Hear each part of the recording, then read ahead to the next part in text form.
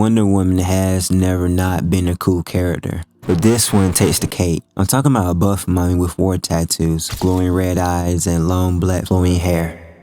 Before I get to the video, I guess I should explain who is Absolute Wonder Woman and what is the Absolute Universe. The character was created by writer Kelly Thompson and illustrated by Hayden Sherman. She is fundamental to a new incarnation of the character, the adopted Princess of Hell and the last Amazon left standing. She debuted on October 23, 2024 as part of DC Comics' Absolute Universe imprint.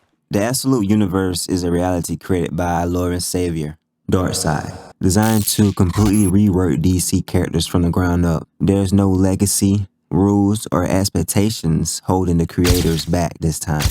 This story exists outside of the main canon, a new timeline with its own rules.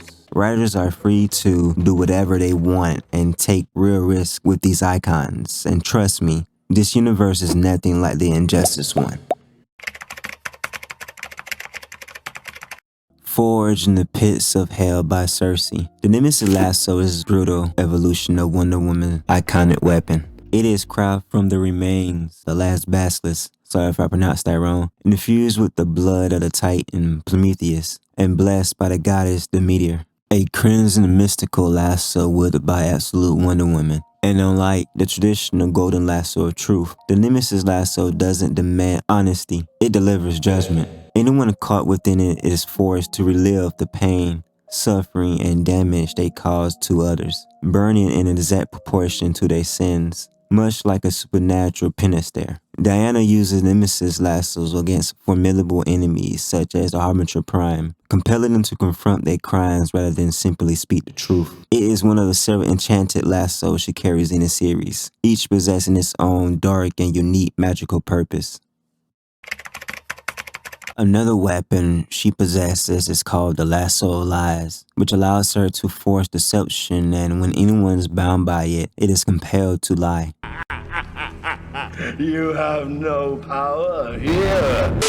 Distort reality or speak falsehoods. It's used tactical to expose enemies, forcing their contradictions and hidden motive to surface through deception. This version of the character still carries the original lasso. Yeah, I know. She has all three now. Diana also has a green lasso, which is called the Lasso of Beasts, where she uses it to command, dominate, and communicate with animals and mythological creatures. It amplified her beast telepath, allowing her to assert control over a single species or entire ecosystem, and even influence creatures tied to magic or gods. You're gonna like it down here.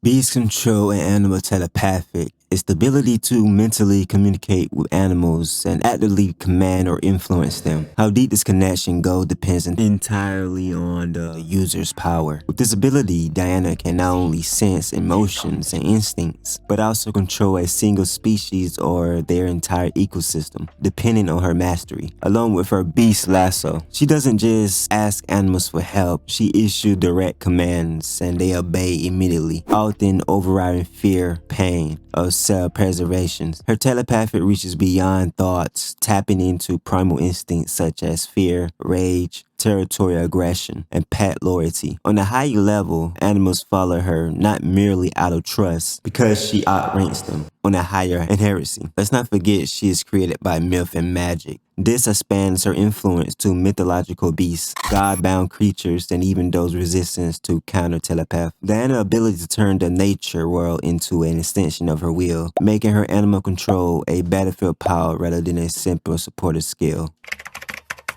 This version of the crown is meant to represent rule, consequence, and sovereignty, perfectly fitting this harsh interpretation of the character. Unlike the original, which functioned primarily as a symbolic or throwaway crown, the absolute tiara is forged with magic and divine power. It reflects Diana's godlike role in this universe, emphasizing authority over civilism. The crown allows her to channel judgment, sharpen her power, and assert dominance over her enemies. When used offensively, it can cut through supernatural defense, injure divine or mystic beings, reinforce that it is not just a weapon, but an extension of her will.